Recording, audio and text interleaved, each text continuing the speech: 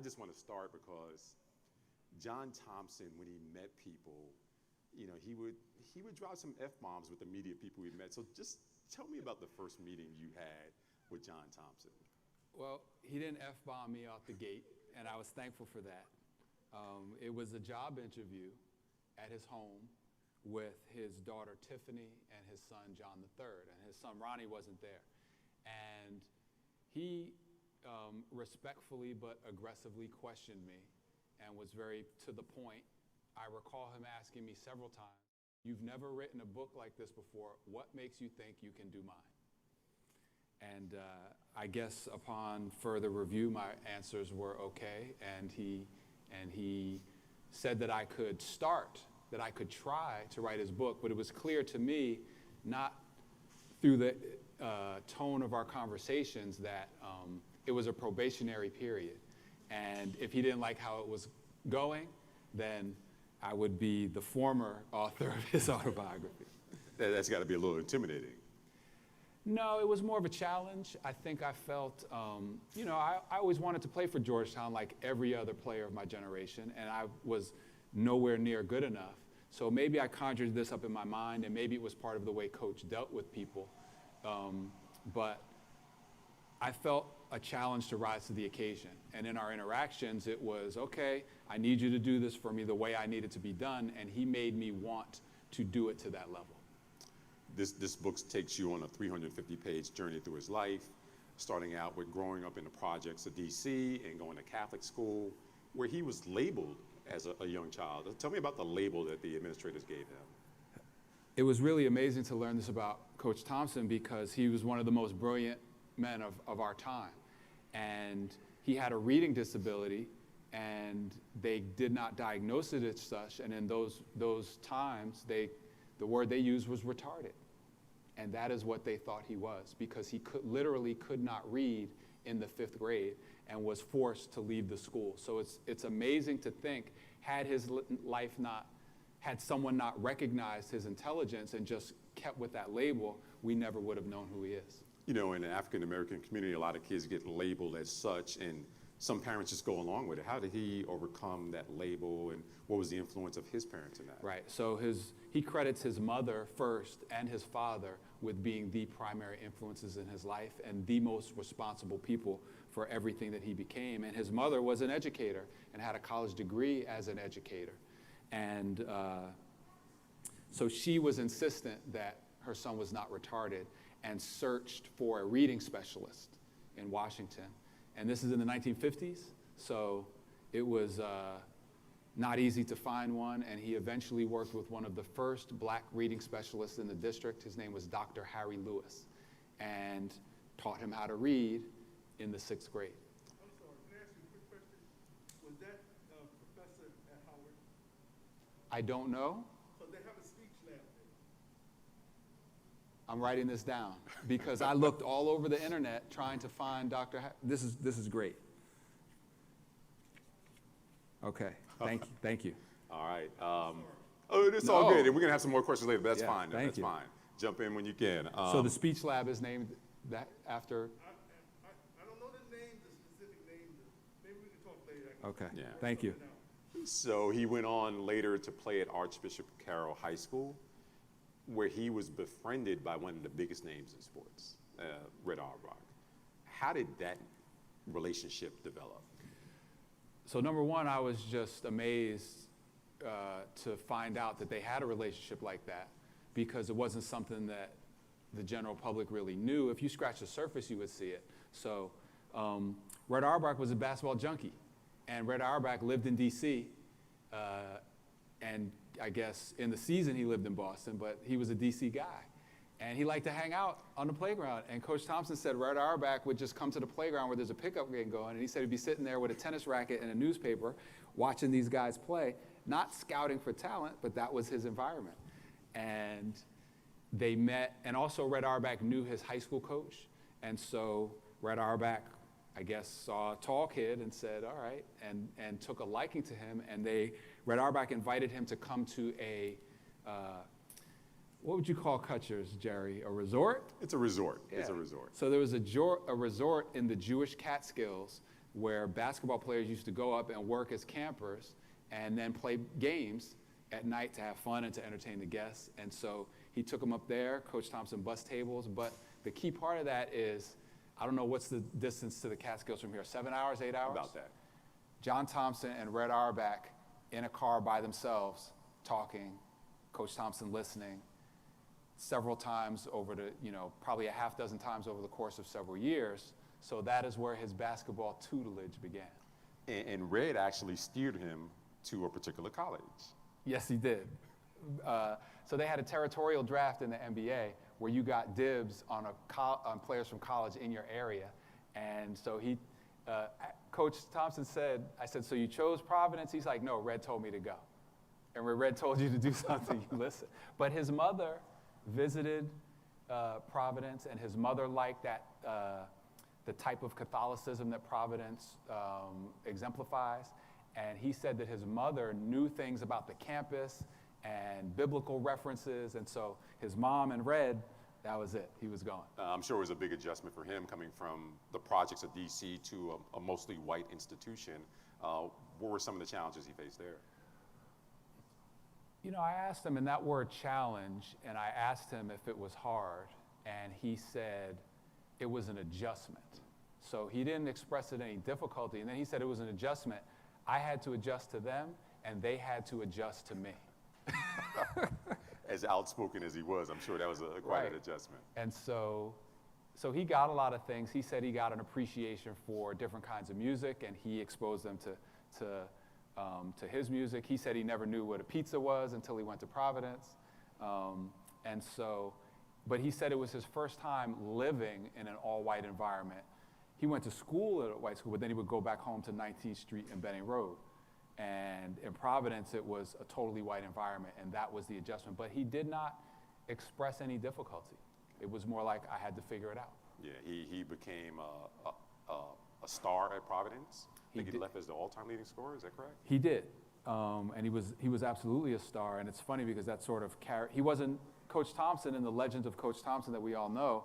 His ability to play basketball is not usually part of that, right? We don't think of him as a dominant player, but in college he was. I had to look it up. He averaged 26 and 15,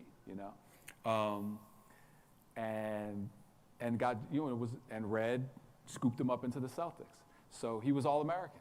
They won a national championship. In those days, the NIT was a national championship. So he was a great player in college, had a lot of records. I'm curious, any tape of him playing? Because I've never seen any visuals of him playing basketball. That's a great question. I have never seen it. I hope some exist, but I don't know. We got to pull that out somehow. Definitely. He had a really great relationship with his children, and they would sort of joke with each other about whether they could play, like their ability or not. And so JT3 sometimes would be, one of the privileges of writing the book is getting to see his interactions with his children. And they would sort of antagonize their dad by saying that some of those records were made up or didn't really happen and things like that. So JT3 would say that there's no tape of any of it, I guess. It was funny. John can say that he was an NBA champion, and every year he played in the NBA, which was 2 seasons, with the Celtics. But he encountered some frustrations in that time in Boston. Can you just tell us about some of those frustrations? It's amazing to think right now, when you look at the state of sports and the state of the NBA, that in 1964, they had quotas on the number of black players that were allowed on a team. If you had 3, that was a lot. The Celtics had 6, which was revolutionary, and should have had more. And in the book, Coach Thompson talks about great black players who were cut because they had to keep some of these white guys. One of his best friends from D.C., Ollie Johnson, first-round draft pick, All-American, and Coach Thompson realized in training camp, wow, it's either me or Ollie. And we used to play on the playground and dream about getting to the NBA, and now one of us has to go. The quotas were one of his biggest emotional points in this book, that it really, really bothered him. And it hurt him because 2 guys who we were really close with got cut. Strictly, and they were more than good enough, but they were let go in favor of lesser white players. it says something about Coach Thompson that he never wanted to mention the guys. You know, I went straight to the internet and was like, oh, so he was better than him. He said, no, don't mention them. It's not their fault.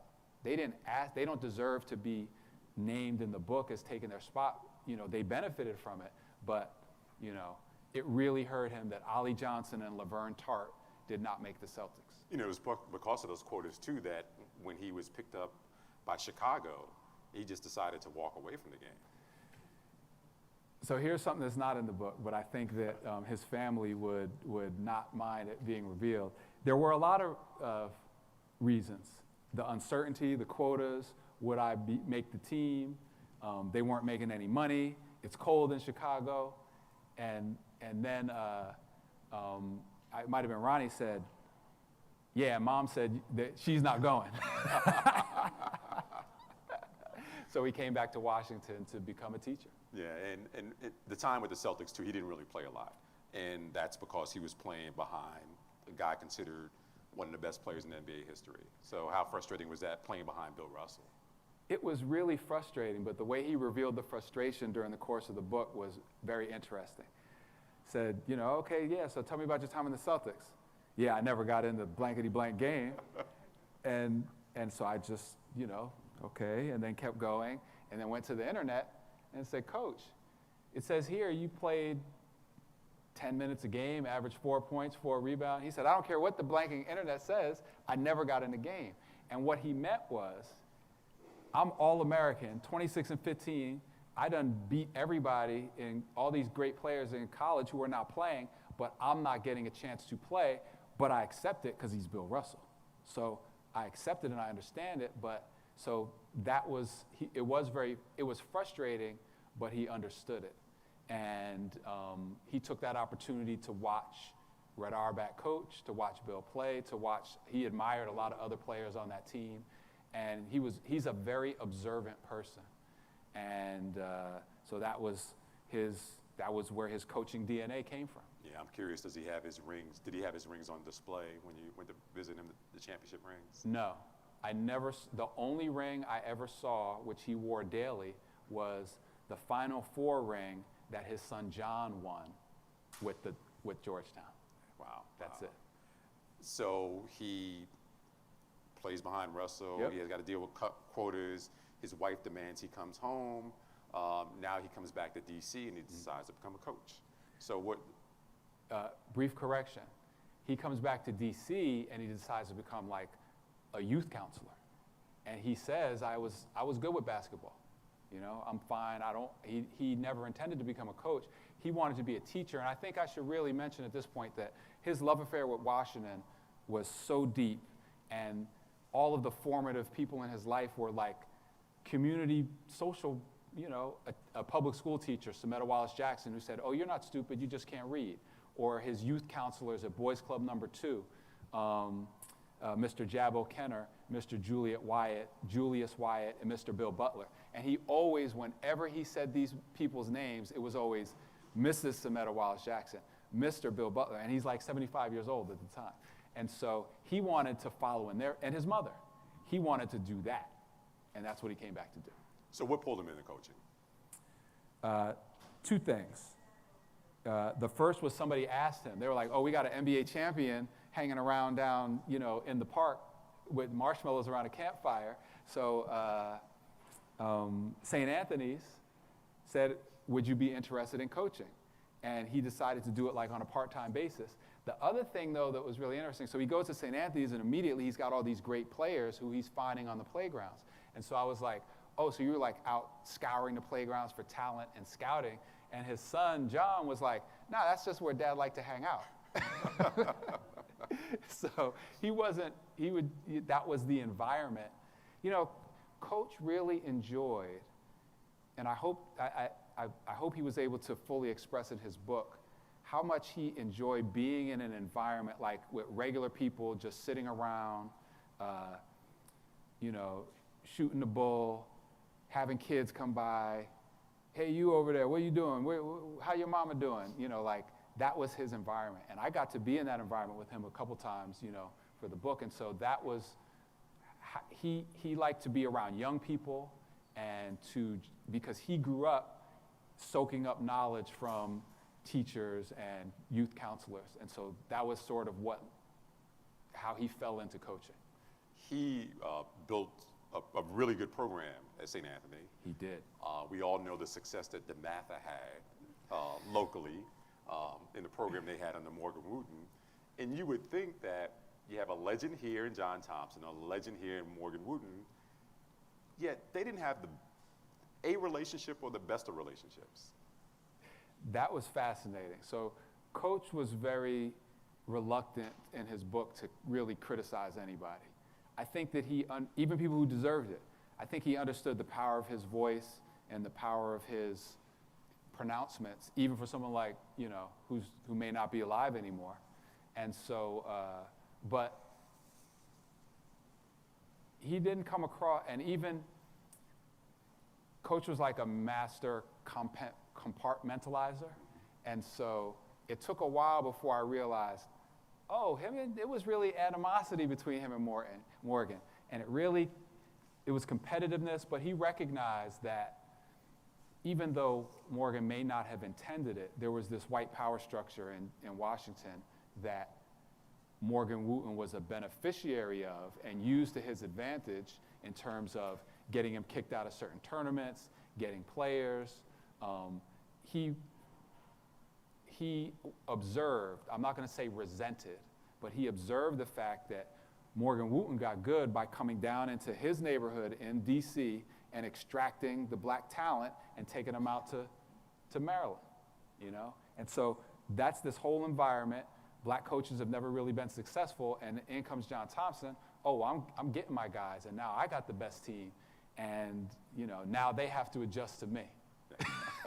So it was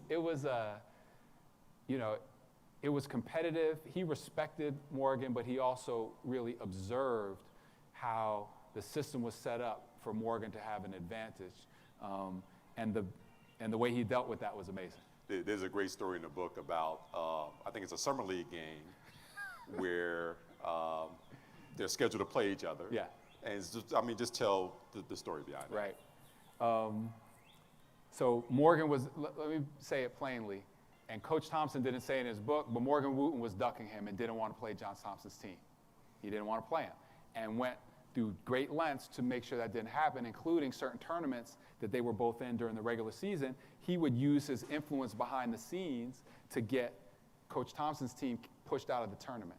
And that was a huge education for him because he said, there's this whole game behind the game that matters in success. And he would use that to great effect at Georgetown. So Morgan was ducking him, so they both entered the same summer league. And the summer league is like, okay, great. We're going to schedule these two. They're going to play each other. And the day of the game, DeMatha comes in and they're ready. They got Adrian Dantley. They got a great team. And Coach Thompson comes in and it's like the band. and like the not even the JV, like the JV baseball team.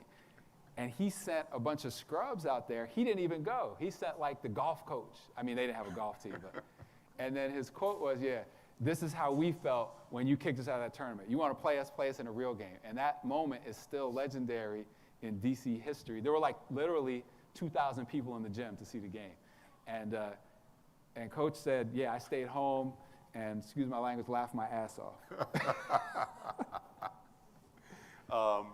And when the Georgetown job came open and John Thompson had secured the position privately, but Morgan Wooten's name was thrown out there as well. Yes.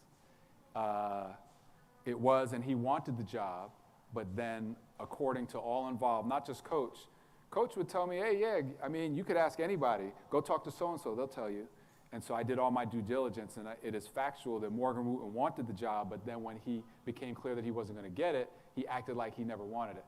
So sometimes in these books, you write what you know that the person means or wants to say, and sometimes you go too far, and Coach Thompson will pull me back. And so to describe that particular interaction, I wrote, my team and Morgan's never played, but in the end, I won anyway. I said, Coach, is that okay? And he said, that's pretty mean, but you can keep it in. I want to ask you, Georgetown is a school that did not recruit him at a high school. Right. Local university, he's a local kid who's a star. Yes. And Thank you for bringing that up. Yeah. Like, how do you not, and your team ain't no good. And how do you not recruit a 6'10" dominant player from one of the best high school teams in DC history? Because they didn't have any black players. Amazing. So why did Georgetown decide to bring him in as a coach? Oh, man. And this is only 12 years after they didn't recruit him. Like, Coach Thompson was 30 when he got that job. So the short answer is they saw DC going up in flames during all the race riots and was like, we need some black people up in here. That's really the short answer. And the current dean of students at Georgetown, Mr. Charlie Deacon, was the dean of the dean of admissions, was the dean of admissions back then. And Mr. Deacon lived like on the edge, grew up on the edge of the black neighborhood, like one block over it turned black. So he was somewhat familiar with that, and he was a basketball fan. And so he went to the president of the school and was like, hey, I got somebody who I think would, number one, their team was 3-23. They couldn't recruit any of the local, so they knew Coach Thompson could bring all the good local players in and help integrate the university and all this. So that's why. But as he says in the book, but they weren't looking for any black history teachers. You're gonna get a basketball coach. So tell me about the transformation. So you get a black coach now Yeah. for a school that didn't have a lot of black players. Yeah. How did he transform that program? How long did it take for him to transform it? It took 3 years. And the first season, first season they finished 500, and he brought in a bunch of his players from high school, and faced immediate resistance. And there was a column that we found during the research that was written in the student paper that if you read between the lines, it basically said, what are all these dumb black kids doing here playing basketball? And when we found this column, Coach Thompson was really blown away by it. And he's like, that's exactly what I was talking about. Like, nobody really realized that when he entered the national scene, that was the type of resistance that he faced. And it didn't say it explicitly, but if you read it, it was saying things like, the team's not successful, they're not well prepared, they're not playing intelligently, like all the code words. And Coach Thompson was so bold. Now, he never read the column when it came out, but he was so knocked over by it that he asked one of the people who works in the office to print it out and laminate it, and he carried it around with him for weeks. So that was how he transformed it, by getting better players and by applying the lessons that he learned from Red Auerbach and from another coaching mentor of his, who was Dean Smith from North Carolina. Yeah. John said in the book, and you wrote that Georgetown scared people. What was a major reason why they scared people, and why did Georgetown emerge as the school that people love to hate? Right. So over that course of time, when he went from being the new coach to being his teams being great, he had all black players. And he had, every season, he had a couple of white guys, but the vast majority were black. And so it was a combination of things. I think they were scared of what he represented, And this is one of the only times in this conversation that I'm going to put my interpretation on this, because this is Coach's book and Coach's testimony and his definition of himself after a lifetime of being defined and mischaracterized by everybody else. But I'm certain that he would agree with the fact that he represented equality and black empowerment and black people getting what they deserved, not what they were given. And okay, when there is equal opportunity, this is what it looks like. And so people were frightened of that. They played a very uncompromising and physical and aggressive style of basketball, which was mischaracterized as being racist and thuggish. And because if a black person does it, it's thuggish and criminal. If a white kid does it, it's tough. The Celtics played tough. Red Auerbach was tough. The story in the book about Red Auerbach punching a fan out at a game. John Thompson was supposed to be a bully and never laid hands on anybody. So it was the idea of an all-black team, a majority or all-black team, and a black coach playing this tough style of basketball that in the 80s was described in extraordinarily racist terms. when Patrick Ewing came to Georgetown, he came through a high school career where there was some racial language thrown at Ewing in high school, and that continued at Georgetown when they went on the road and played against opposing teams. Ewing is an ape. Throw bananas at him. Ewing can't read this. The level of racism that they got. And Coach Thompson, the thing that got him about that, more so than the racism itself that he commented on frequently in his book, is that the administrators of these, he'd say these are Catholic schools, and these administrators are there, there's people from the NCAA who are there, and they won't do anything about it. They just let it happen. To him, this is still an educational environment. So that was what really outraged him more, was that the administrators and the coaches and the people who ran the schools would let it happen. One of his favorite lines to players was, "If you want to be a slave, I refuse to be the master." What was the meaning behind that? The meaning was, you have an opportunity to get this education, and if you're going to let Georgetown exploit you for your athletic ability and just use you because you're a ball player and make money off you and get television ratings off of you, I won't be a part of it. You have to get what's coming to you educationally, and if not, if you won't do the education part of this, then I won't have you on my team, But this was tied up with the whole thing that he knew that he was recruiting kids. He was very not conflicted, but knowledgeable about the balance between academics and sports and the balance between exploitation and opportunity. So it can be exploitation if you allow yourself to be exploited. And yet he wanted to exploit the kids and win games, but he wanted to educate them. So this was all, he had to work his way through that. If anyone's seen images of John Thompson on the sidelines, he always had a white towel over his shoulder. I learned from the book there was a meaning behind that. I had no idea. It was more than just taking sweat off his brow. So what was the meaning behind the towel? Yeah, I was amazed to find out that the towel was an homage to his mother. And he said, my mom kept the towel over her shoulder when she was around in the kitchen, and so I felt like that would keep her close to me. His parents never came to watch him. They maybe watched him play in his whole basketball life 4 or 5 times, because he said, hey, man, they were busy. They had to work. and he didn't see his own kids play a lot. He felt that I didn't have to be there for them to know that I loved them. And so the towel was for his mom. He coached some great players, Dikembe Mutombo, Patrick Ewing, Alonzo Mourning, Allen Iverson. Did he have a personal favorite? If he did, he didn't say it, and he wouldn't because he wouldn't want to hurt any feelings. But he loved, his relationship with Patrick Ewing was special. And I got to witness it because we did a lot of our work for the book in the Georgetown basketball office, and when Coach Patrick was coaching. And so I would see them interact, and it was a very loving relationship. It was really nice to see. And, but he made a point to say that there's a lot of players that I love to death who you've never heard of. And one of them, an example of that, he did love AI. Let's not get it twisted. He loved AI. Yeah. AI is the only player who got his own chapter in the book.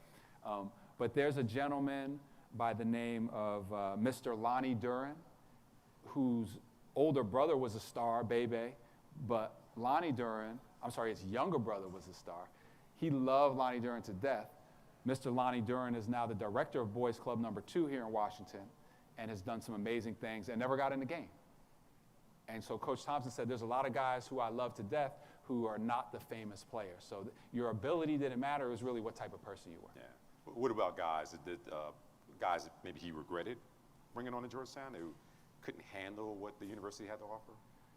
He mentioned one player to that effect in the book. And it wasn't that it was fascinating the way he phrased it. I'm going to be very specific. This is how he described it. So the legendary Victor Page, one of the best high school players ever in D.C., and had a lot of trouble while he was here, and eventually couldn't cut it academically. And Coach said, I feel like I failed to bring it out of him, One quick story behind the story. So in the book, there's a story about Victor Page having a car that was not allowed on campus.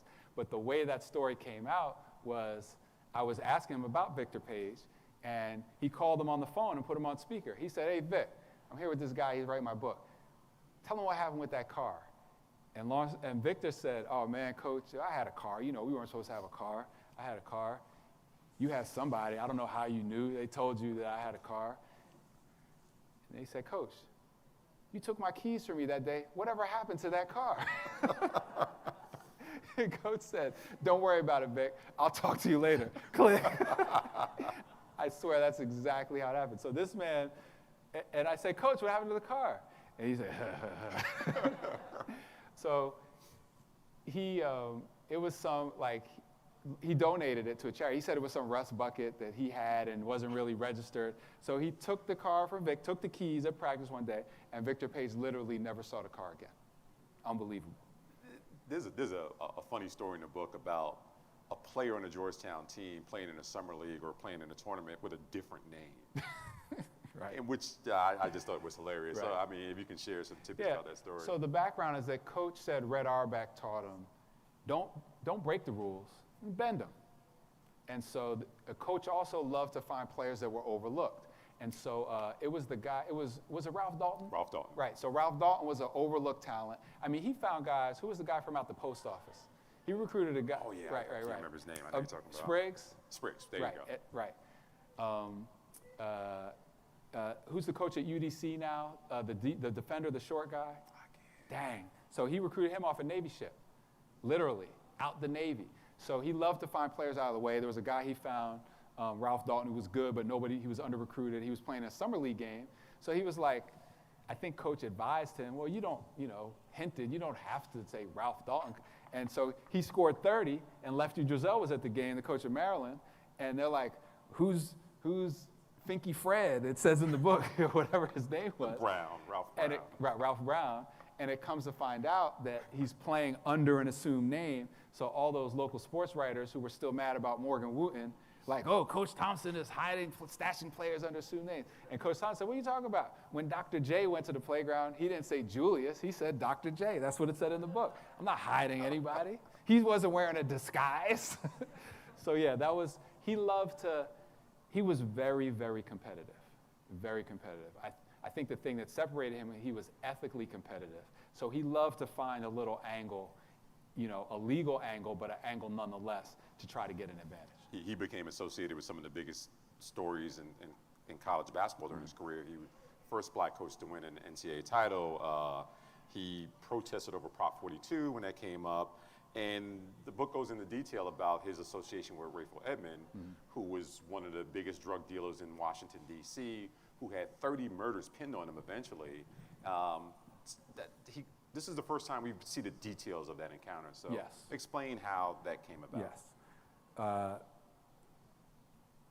If we could just wrap our minds around the fact that this was what other coach would ask to meet with a person like that, or be able to if they wanted to. But he heard that he was hanging out, that his players were hanging out with him. So first he dealt with the players, Alonzo and John Turner. And then he's like, well, I got to meet this guy. And so he put the word out, and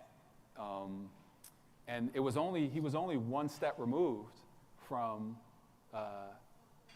him in terms of his friendships and the relationships. So it's really, again, I really want to emphasize his love for and his connection to Washington as a city.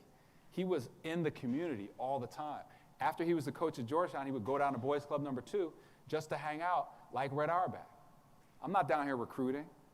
I like to be at Boys Club number 2. I like to see young people. I like to talk to my guys. And so he knew somebody who played ball with Rayful, and they got him to come to his office. And he was very careful and judicious about how he characterized their meeting, which had never before been revealed. And he also was judicious about when he told me, because 2 months into working on the book, I was like, okay, so can we talk about Rayful? He was like, nope. 6 months, nope, not yet. He wanted to make sure that I was going to finish this thing before I don't know, this guy, he might not last. So, but when he finally got around to describing it, the thing that I really took away was that the line in his book where he says, Rayful was like one of my neighbor's children. What he meant was, this is a person from our community who made bad choices. He wasn't condoning what he did, but This is an issue that we have in our community. Let's try to solve it. Let's try to address it. He said if my mom saw someone doing something wrong in the street, she would go down and talk to him. So that's what he was doing with Rayful, and also protecting his guys. He dispelled, there's this myth about Coach that he threatened him. And I've had friends of mine growing up from DC be like, yeah, he stood over him and put his finger in his face and you stayed a blank away from my guys. That's not at all what happened. You know, it was a conversation, a respectful one. He was mindful of the leverage that Rayful had and his lack of control over the situation. The other thing that I think is really important to notice is that how much of a threat it was to his job. He could have been fired and lost his job if any of this had come out, and it didn't come out until much later. So, And John said that pretty much Rayful helped save his career. Did he at one point? he helped. I think what he meant was he could have, if Rayful had not understood that what he was doing was putting Coach Thompson at risk and had kept on doing it and kept flaunting it, then that could have cost him his job. But what he didn't say, but this is a fact, is that Rayful respected Coach Thompson. And he sort of had him in a lot of reverence for the position that he held in the community and because of basketball. And Rayful Edmonds was a Georgetown basketball fan. So he was just as geeked to hang out with the players. That was a status symbol for him. So that nature of the relationship, I think, is really revelatory. Yeah. 5 years from now, Coach K will probably say that, he has this always had a great relationship with Duke University. But when John Thompson left Georgetown, it emerged in the details in his book, which I didn't know until I read the book, was that there's a lot of friction between him and the school. He loves the school, but there's a lot of friction between him and the school. Yeah. So Coach was a master of understanding the nuances and things and the inherent contradictions in life. It was never just black or white with Coach. And so he got a lot of support from the school, and particularly the upper levels of the administration were always very supportive. But there was a lot of resistance to him and what he did and his methods and who he was, and amongst the Georgetown community, amongst certain aspects of professors, alumni. And so he recognizes that ambiguity in life, and he figured out how to deal with it by just being himself. It's sort of like him and his players. He said, I loved a lot of my players. Some of them I didn't, what he says in the book is some of them I never care if I see him again, and they feel the same way about me. So, it wasn't, he was not, it's like Martin Luther King. Nowadays, everybody reveres Martin Luther King. When Martin Luther King was alive, more than half of America hated him. So all the Georgetown people might try to act now like, oh, John Thompson, but when he was here, a lot of them had a very negative attitude towards him. You mentioned the ring that he wore was his son's ring. Yeah. When he won, but some of the friction that developed was the way that his son was treated when he departed Georgetown. Yes. That was probably, to me, what he expressed the most pain over any of his professional career, even losing the 2 national championship games that he lost, which were incredibly painful for him. And we watched all of his championship games except the Villanova one. He said, I've never watched it. And I don't blame him. But his son being fired cut him to his heart. And the fact that he was able to still maintain a very positive relationship with Georgetown after that is a testament to how he understood I'm getting this kid here because he can play basketball, but I still have to educate him. And educating him might take away from the basketball sometimes. Those type of contradictions is what he had to live with Georgetown firing his son. It was shocking to me when I came to the end of the book that John Thompson had a connection with 9/11. It was just really an eye-opening moment. So if you could just tell. Yeah, John Thompson was booked on the flight that crashed into the Pentagon and was supposed to be on that airplane and heard the crash from his house and had been convinced to take another flight by a production assistant. He was supposed to go do a show, a TV show, and they booked him on that flight, and they convinced him to take another flight for some reason. And Coach Thompson is not someone who would be convinced to change his itinerary for many people, but for some reason he did. And if he had not, he would have died on 9/11. So that was really shocking. There was a reviewer of the book who said that some people will like John Thompson after reading this book, and others may not. Why would someone not like John Thompson with this book? He said in the book also about being in the Hall of Fame, he said, and it took him 3 tries to be elected, which is absurd. And he said, I'm proud of all the things that kept me out of the Hall of Fame. So all those things that kept him out of the Hall of Fame is why people wouldn't like him. And I think that the list of those things is refusing to change who he was in order to make other people comfortable with a 6'10", large, loud black man who's insistent upon seizing the rights that he earned. They wouldn't like him because he was an advocate for the downtrodden and women and minorities and black people, and was uncompromising in his values, And I think that they wouldn't like him because he was always, if he saw injustice, he would call it out. Okay. I'm surprised we don't have your book here. So can we borrow your book for a second? I just want to put it here for the last couple of minutes so people can actually see the book. Thank you. Thank you so much. Appreciate it. Thank you. Just put it on display here. If you haven't gotten a copy of it, it's just a really, John Thompson was a guy who I followed his career from the beginning at Georgetown, and I thought I knew everything about him, but this takes a really deep dive into it. So I really enjoyed the book. So if you get a chance, buy. I Came as a Shadow. Jesse Washington did a great job, and we're just going to open it up for questions real quick. I listened throughout the presentation, and I might have missed it. Sometimes blank out. I didn't hear you say father once. Father. No, what about his father? Yes, thank you for asking. So his father was from St. Mary's County in Southern Maryland, and his father could not read or write.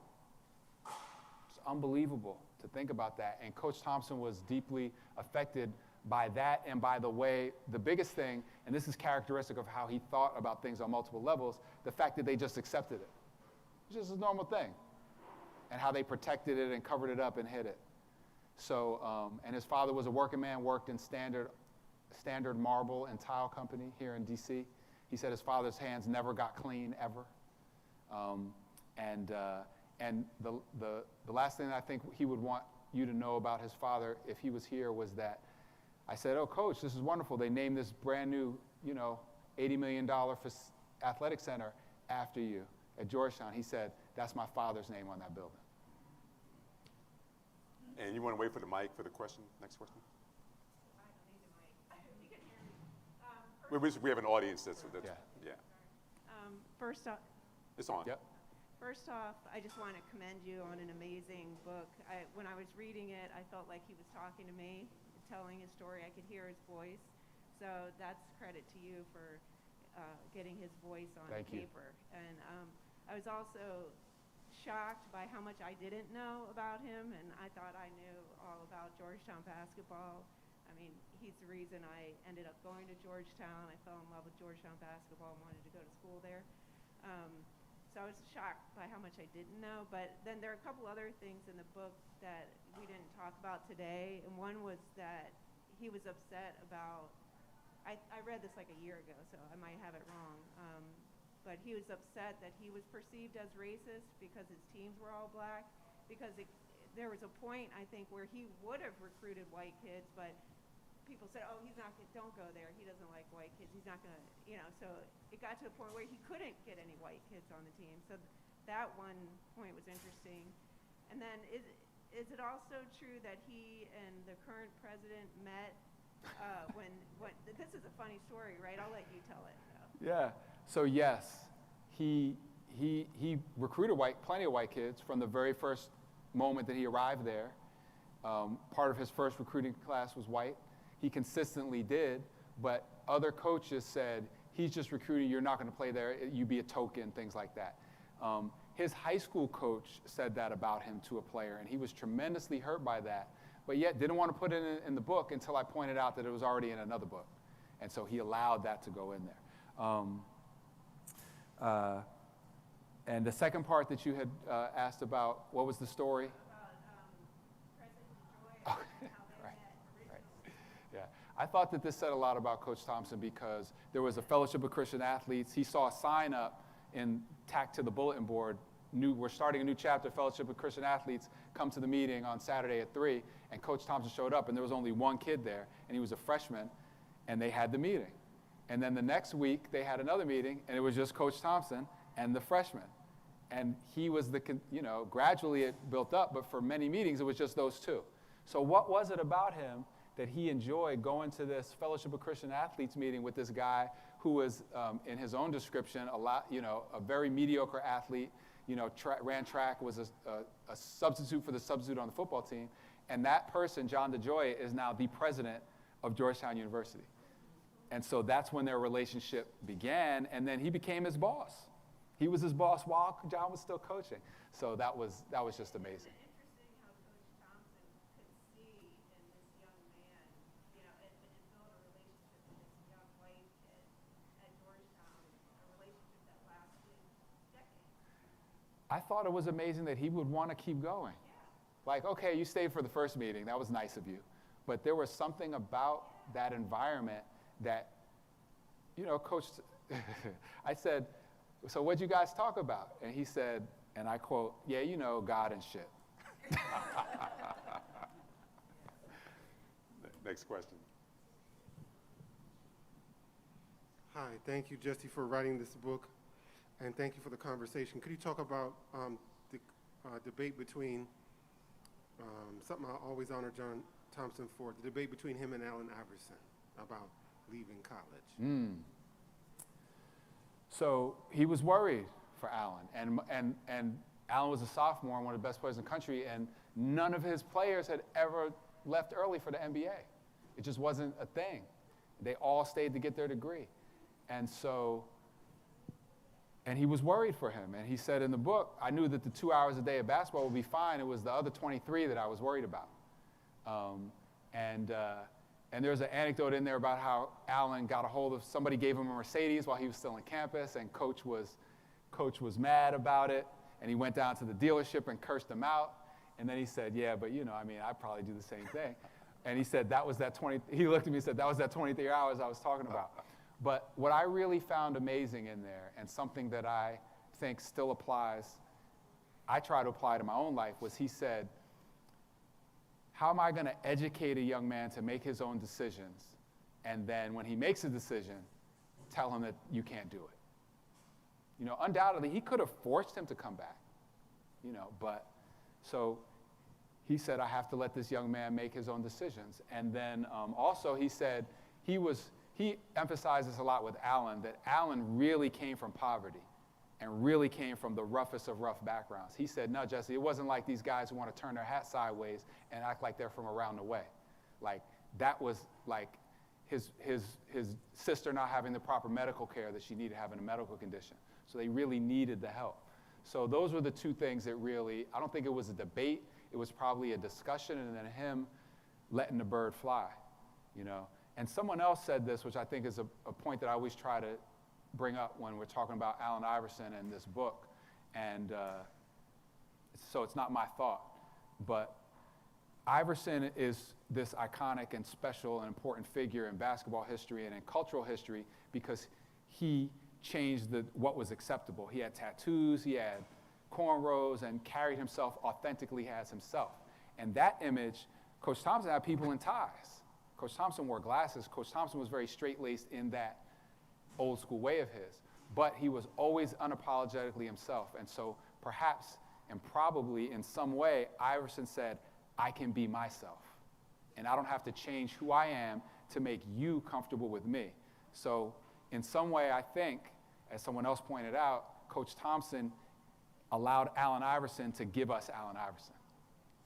And another thing is that two of his best friends in life were Red Auerbach and Allen Iverson. So connecting those two eras of basketball to me just really says what a special and pivotal person in history Coach Thompson was. Did John, did he ever talk about the Allen Iverson Hall of Fame speech? Because Allen Iverson gave him a lot of credit for what he did to his life.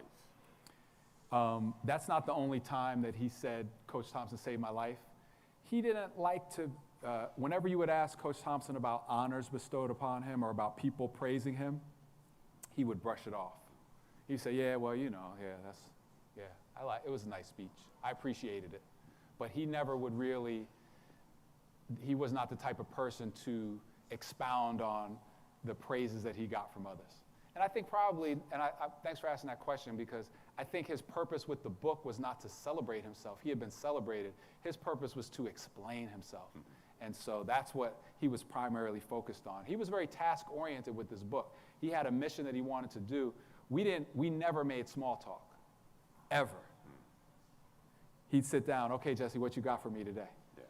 So. Wow. Yes. Thanks. I own your book. I'm glad to hear this. It's Coach's book, but thank you. Thank you. And I got to say that just to start, it's the second time in a week that I've heard Rayful Edmonds' name.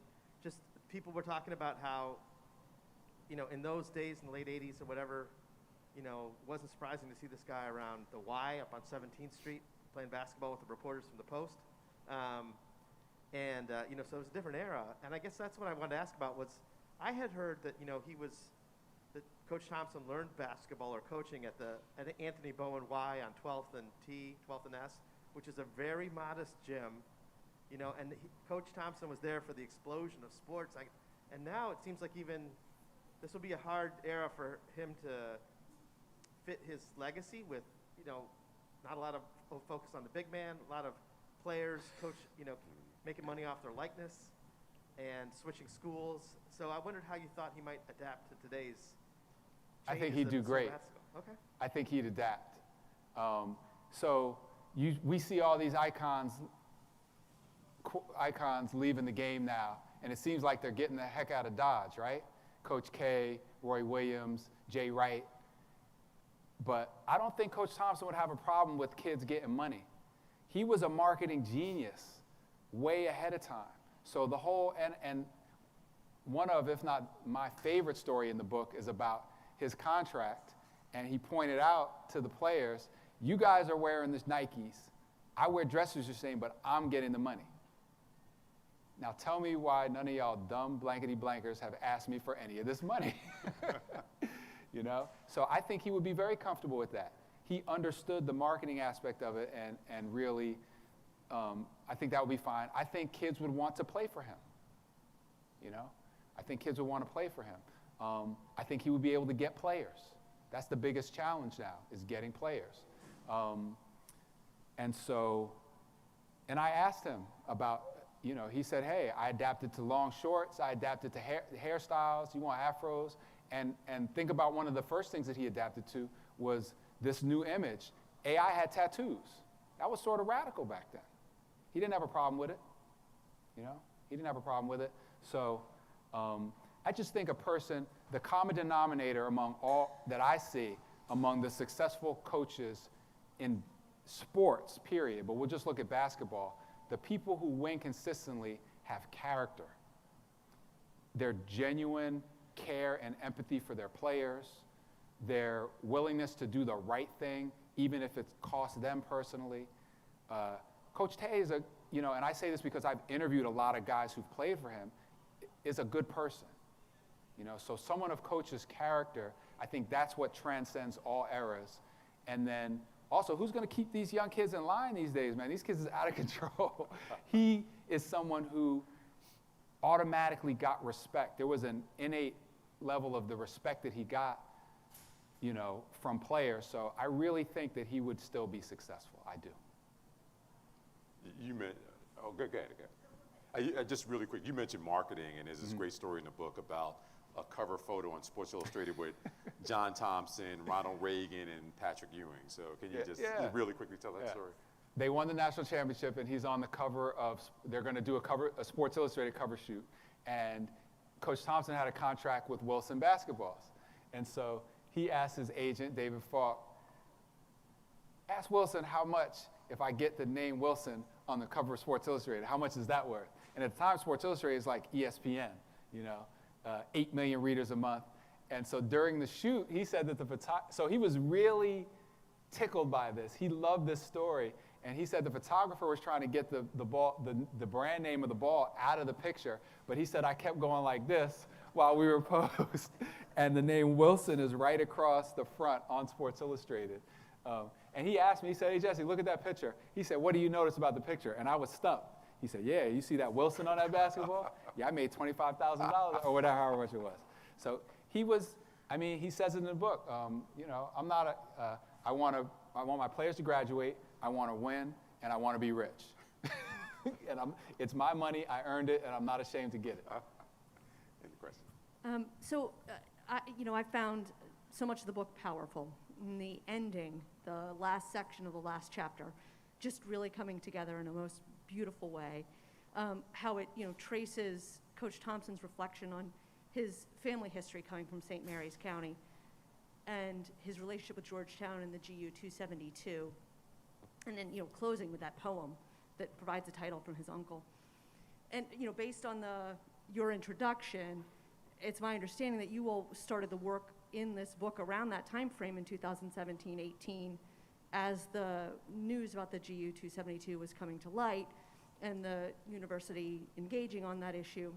And I'm just wondering how, because so much of the book is about his reflection on his relationship with Georgetown, how that, period of time, those discussions and the, and even his own, if he knew it before or not, the possible connection, with St. Mary's County and the GU 272, how you found that really shaping or changing or coloring his reflection on his relationship with Georgetown. Thank you for asking about it, because that was really important to him. And we took as part of the work for the book, we took a trip down to the area in Southern Maryland where his dad grew up. And I guess there's a picture in the book of him in the pew, where in the back of the church where his father had to sit, and where he sat. And so I think that it really, his feelings about it were complicated, and he talked about it. He sort of talked his way through it during the course of the book. And he was not one to hit you with some epiphany in the workings of what he wanted to say. He was really figuring it out in real time. And I think a lot of these issues that he's grappling with in the book, how he's perceived, how he feels about people, how he feels about Georgetown, he was figuring out, A, how he felt, and B, how he wanted to say it, which is tough for someone in his position, because he knows that one wrong word could really have a big effect on a lot of people. So I think that the way he described it to me, his feelings about Georgetown and the fact that they owned, and for those of you who haven't read it yet, I don't want to give a spoiler, but the fact that they owned the black people that they enslaved and who those people were was really emblematic of his whole relationship with Georgetown. There's a great part of Georgetown, and then there's this really horrible history. So how do you deal with that? And how does Georgetown deal with it? And it doesn't make it right, but, but yet it happened.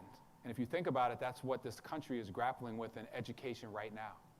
And so I think his way of dealing with it and of looking at it from all these different sides and figuring out how he feels about it, and a lot of the debate in education now and how we teach this history revolves around how it makes people feel. All of us, not just black people. And so his feelings about Georgetown and how he dealt with those, I think, are sort of instructional and an example of how we all could look at these issues. So it was complicated, and he didn't have one thing. He never, or not never, but very rarely would make a pronouncement about something, and that's the end of it, because life is too complicated for that, and he saw it on too many different levels. So that him grappling with that contradiction at the end of the book, I thought was just emblematic of everything he had talked about in the course of writing it. Does that answer your question? It does. Okay. The book is I Came as a Shadow, written by John Thompson with Jesse Washington. Jesse, thanks, man. My Appreciate man. it. Thank you. Okay. Thank you all. Thank you. Get the book. Get the book. Gonna sign some books now. Sure. Thanks, Jerry. That was well done, man. Appreciate it. Appreciate it. And Jesse's here to sign.